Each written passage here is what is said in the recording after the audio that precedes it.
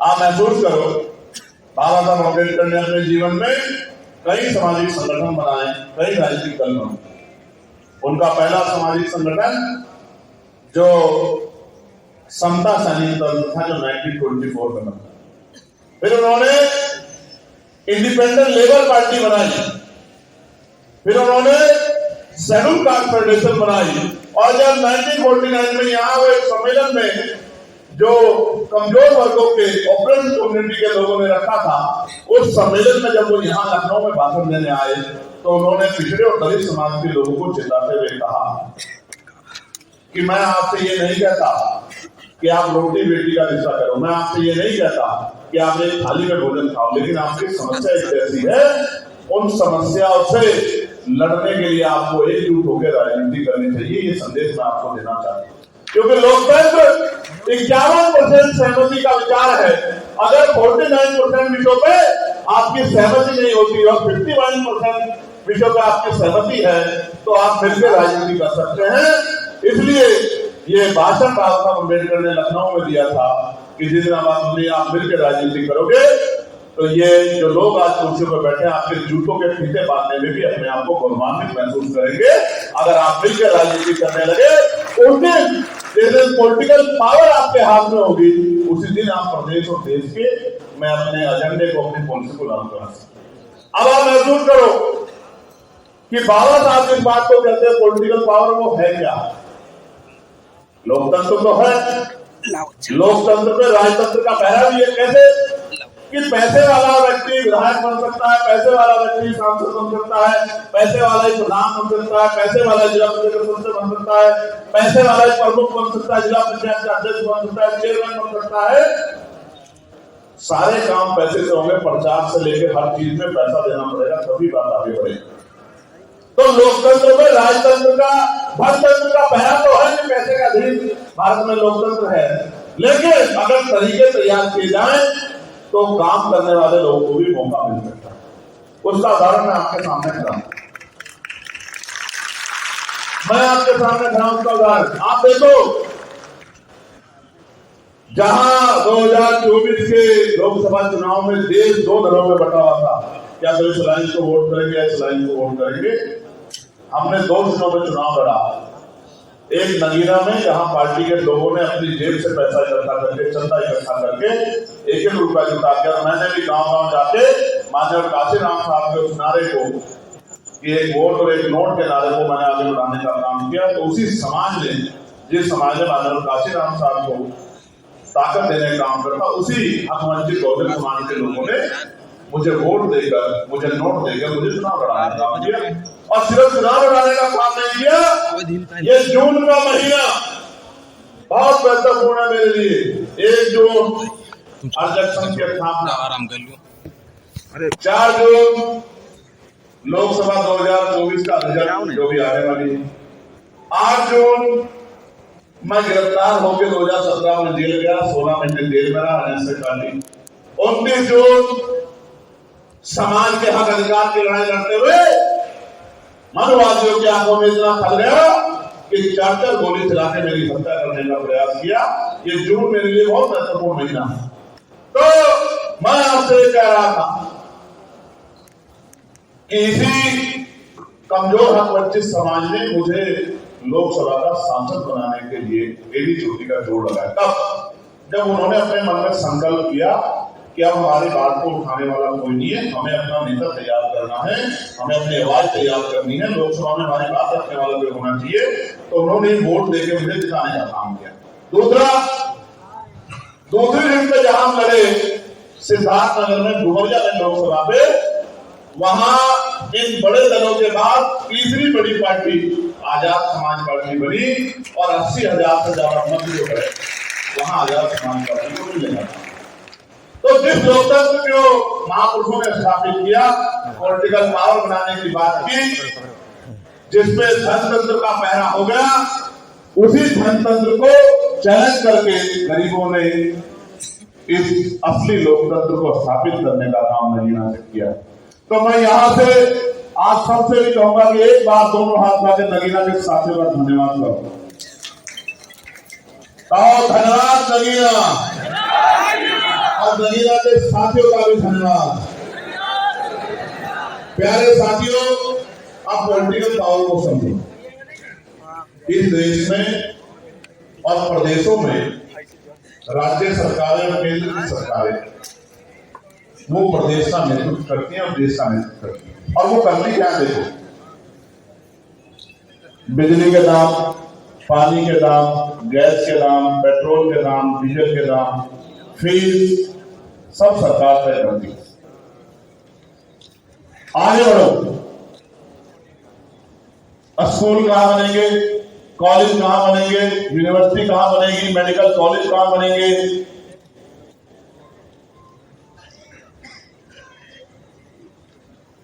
Industrial area, औद्योगिक क्षेत्र कहां लगेंगे, सरकार तय करती है। किस समाज को, किस क्षेत्र को कितना पैसा मिलेगा, किस डिपार्टमेंट को कितना पैसा मिलेगा, सरकार तय करती है। किसको रोटी कपड़ा मकान मिलेगा, सरकार तय करती है। किस विभाग में नौकरी निकलेगी, कितनी नौकरी निकलेगी, ये सरकार तय करती है। आरक्षण के फॉर्मूले पूर्ण रूप से लागू होंगे नहीं होंगे, ये सरकार तय करती है। 69,000 शिक्षक भर्ती के बच्चे हमारे बैठे हैं, वो जानते हैं 20,000 पदों पे इसी सरकार ने डाका डाल लिया था और यहाँ के नेताओं ने मुंह पे टेप लगा के उन बच्चों को पिटने के लिए यहाँ लखनऊ में छोड़ दिया था। उन बहनों पर पड़ती लाठी देख के मैं घर नहीं बैठ पाया, मैं अपनी आंखों को भी नहीं रोक पाया। मैं यही लखनऊ आया और 5 दिन तक लगातार उनके धरने में बैठा रहा। उसके बाद एक बड़ी सभा बुलाकर इस आंदोलन को प्रमाण चढ़ाने का काम किया। सरकार ने झुक के 6,800 नियुक्ति देने का काम किया और बाद में अपने लोग कोर्ट में भेज के उस नियुक्ति को रुकवाने का काम किया। यहाँ कितने षड्यंत्र होते हैं, किस प्रकार के षड्यंत्र होते हैं, मेरे भोले वाले लोग आप लोग नहीं समझ पाओगे। जैसे जैसे हमारी ताकत बढ़ेगी, तमाम तरह के आरोप, तमाम तरह की बातें, तमाम तरह के झूठ, तमाम तरह के गुमराह करने के एजेंडे आपके बीच में लागू किए जाएंगे। तमाम रोने पीटने की बात की जाएगी, तमाम सपने आपको दिखाने का, आपको गुमराह करने का प्रयास किया जाएगा। मगर मेरी एक बात को मान लेना, जो बात आपसे कह रहा हूं। मेरे याद है, मैं लखनऊ आया था, अमन की जान गई थी, पुलिस के कर्मचारियों ने पीट पीट के उसको मारा। मेरे याद है, लखनऊ में घर टूट रहे थे और हमारा नौजवान नेता निकेश सीना तान के उस बुलडोजर के सामने खड़ा था। मेरे आज भी याद, मैं नहीं बोल रहा हूं, मेरे याद है। और वो ये कह रहा था कि एक दिन हमारे भाई को उत्तर प्रदेश की कुर्सी पर आ जाने दो, हम आपको बताएंगे कि हिसाब किताब कैसे होना। ये बात हालांकि मैंने उसको फोन में कहा कि पुलिस तो सरकार की होती है भाई, इनसे क्या लड़ना, विचारों से, अधिकारियों से क्या लड़ना। ये तो सरकार के अधीन होते हैं, सरकार के कर्मचारी होते हैं। जैसा सरकार इनको कहती है ये बेचारे वैसा करते हैं। ये किसी गरीब के खिलाफ नहीं है, ये तो व्यवस्था बंधे हुए हैं। तो इनसे नाराजगी मत करो। तब उन्होंने मेरी बात को समझा। यही लखनऊ आपको याद होगा कि एक वो बेचारे काम तो चाय बेचने का करते हैं, दुकानें उनकी हमारी जैसे चलती है, और वो यहाँ लखनऊ में खड़े होकर कह रहे हैं कि मनुस्मृति अच्छी है और संविधान बेकार है। तो जैसे ये फौज वहां गई और उनसे कहा कि बताइए क्या अच्छा है, तो कहा संविधान अच्छा है, माफी मांगने का काम किया। ये लखनऊ आपको याद हो।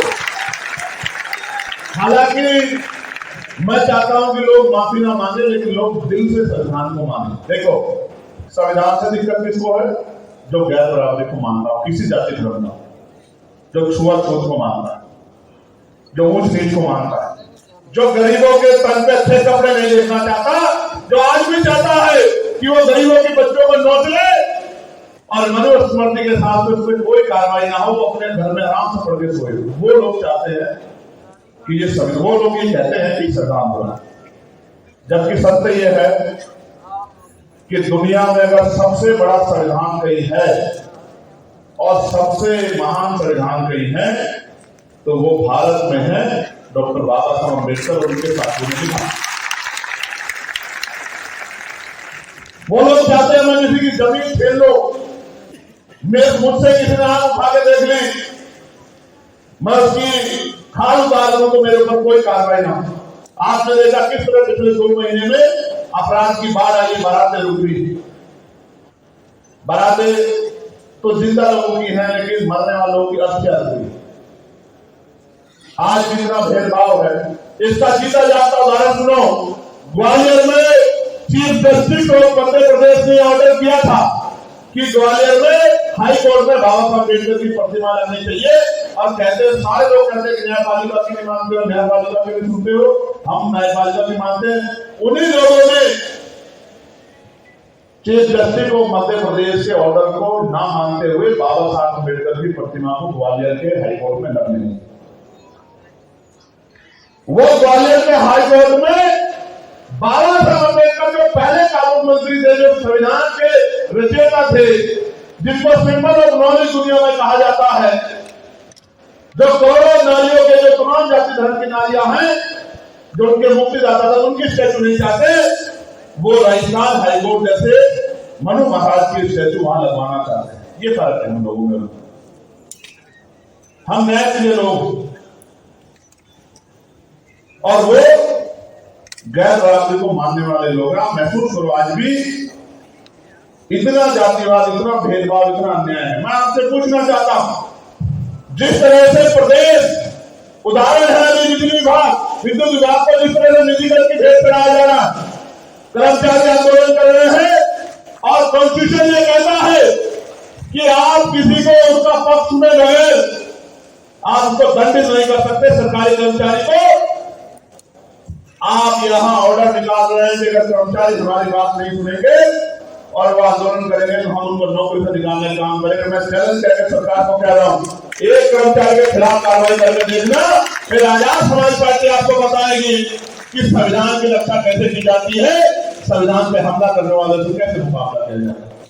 प्यारे साथियों, निजीकरण उदाहरण है कि 1.5 लाख से ज्यादा नौकरियां इस विद्युत विभाग में schedule caste, schedule tribe backward के लोग करते हैं, और बैकवर्ड में सिर्फ हिंदू बैकवर्ड नहीं है, मुस्लिम बैकवर्ड के लोग भी आरक्षण की वजह से नौकरी करते हैं। एक तरफ निजीकरण के जरिए सरकारी नौकरियों को खत्म किया जा रहा है, दूसरी तरफ आपके प्रतिनिधि को पैरों के तले ढूंढा जा रहा है। ये भी डॉक्टर बाबा साहब अम्बेडकर का अपमान। आप महसूस करके देखो, आज संविधान की वजह से, आरक्षण की वजह से, क्योंकि मैंने गैर कानूनी का स्तर आपको बता दिया है कि आप जज हो, आप वकील हो, आप IAS हो, आप IPS हो, आप पटवारी हो, सेक्रेटरी हो, किसी भी जाति, किसी भी पोस्ट पे हो, आपकी जाति कभी नहीं जाती, छुआछूत भेदभाव आपके साथ नहीं खत्म होता। आज महसूस कीजिए इस व्यवस्था में जहां आज भी इतना भेदभाव है, इस आरक्षण की वजह से बाल प्रजापति, कश्यप, मौर्य, सैनी, कुशवाहा, राजवंश, बीज, केवट, मल्ला, जाट, गुर्जर, यादव, कुर्मी, तमाम दुनिया चौहान, तमाम जातियों के लोग इस आरक्षण की वजह से, इस भेदभाव के बाद कुर्सियों पे आए हैं, मुख्य धारा में जुड़े हैं, डॉक्टर, इंजीनियर, IAS, IPS, वकील बने। और उसके साथ चमार, वाल्मीकि, पासी, धोबी, कोली, खटीक, तमाम जितनी जातियां की उत्तर प्रदेश में छात्र जातियां हैं, वो सब अगर इस भेदभाव के बाद आगे बढ़ने का अवसर उनको मिला है, नौकरी रोजगार मिला है, तो सारा शुक्र बेस में एक तरफ ये 33% आरक्षण महिलाओं को देने का काम जो है, उस बिल को पार्लियामेंट में पास कराने का काम करते हैं। एक तरफ ये 2019 में आरक्षण के विरुद्ध EWS लाके, मैंने आपको कहा था कि आपको नेता पहचानना हो तो उसके कर्मों के आधार में पहचाने, उसकी जाति के आधार में नहीं। आप महसूस करके देखो, जितने पढ़े लिखे लोग हैं इस मंच में मेरी बात को एकदम हाथ करके नकार देना अगर मैं गलत बोल रहा हूं। क्या EWS संविधान सम्मत है? बताइए, मैं गलत तो नहीं कह रहा हूं। EWS संविधान में आरक्षण का प्रावधान क्या आर्थिक आधार पर है? तो EWS जब लागू और हमारे नेताओं ने हाथ खड़े करके उसका समर्थन किया, तो बताओ वो संविधान में हमला खाया नहीं था, बताओ। और मैं कहता हूं कि आजाद भारत में संविधान पे इससे बड़ा हमला नहीं हुआ होगा, क्योंकि कमजोर वर्गों के बहुत सारे हिस्से को लूटने का काम इसके पीछे दरवाजे से किया गया है। अगर आप नहीं जानते तो आज का बैकलॉग उठा के देख लो, आपको पता लग जाएगा कि पहले जिस बैकलॉग से हजारों बच्चे नौकरी लगते थे, आज वो चीज हो गया। पहले गांव से हर साल कुछ बच्चे पटवारी बनते थे, कुछ बच्चे सेक्रेटरी बनते थे, कुछ लोग सैनिक बलों में जाते थे, ITBP में, CSF में, CRPF में, SSB में, कुछ बच्चे टीचर बनते थे, कुछ बच्चे पुलिस में जाते थे, कुछ रेलवे में जाते थे। आप बताओ, कोसों कोसों दूर भी नहीं पता लगता किसी का बच्चा रोजगार के लिए। और दूसरी तरफ अपने पूंजीपति मित्रों को खुश करने के लिए सरकार सारे इंतजाम कर रही है। मैं ये बताना चाहता हूं, जब मैं भविष्य की तरफ देखता हूं और मैं बुद्धिजीवी की तरफ देखता हूं तो मुझे महसूस होता है कि हो सकता है आने वाले 10 साल के बाद सरकारी नौकरी नाम की चीज ना, और जिस दिन सरकारी नौकरी चली जाएगी, आप मेरी बात को याद रखना, फिर आप थाने में, कचहरी में, किसी दफ्तर में न्याय मांगने जाओगे तो न्याय की जगह आपको जूते लगने का नाम होगा, क्योंकि आज सब कुछ होते हुए न्याय नहीं मिलता। आपने देखे क्या हाल है उत्तर प्रदेश की सामाजिक सरकार क्या कर रही है। कितने लोग, कल एक वीडियो वायरल हो रहा था, एक अध्यापक को, वो वीडियो तो पुराना 2018 का, पुलिस के लोग थाने में पीटने का काम कर रहे हैं। कितने ऐसे जनाजा रेप होने के बाद, हत्या होने के बाद, और मैं तो गजब की बात पढ़ रहा हूं, पिछले 3-4 घटनाएं थी जिसमें मार कर लटका दिया गया और पुलिस ने उसका खुलासा किया है कि उसने खुदकुशी कर ली। और कोई अगर परिवार का व्यक्ति पूछ रही तथ्य क्या है साहब, किस आधार है, तो पुलिस के लोग बोल रहा कहते बताओ मुझे भी, मुझे जेल भेजूंगा, और बेचारे गरीब लोग चुप हो जाते हैं, जेल में जाते। कई ऐसे मामले हैं जिनमें पुलिस की पिटाई से लोगों की जान गई और उनपे एक ही लाइन लिखी आती है अखबार में कि सीने में दर्द होने से जान गई। आप समझो, आईपीएस साहब यहाँ बैठे हुए हैं, उनका अनुभव बड़ा है इस मामले में, लेकिन मेरे पास भी अनुभव, हालांकि मैं पुलिस का सबसे बड़ा हिमायती हूं। आपको पता होगा पार्लियामेंट में पुलिस के कर्मचारियों को 8 घंटे की ड्यूटी मिले,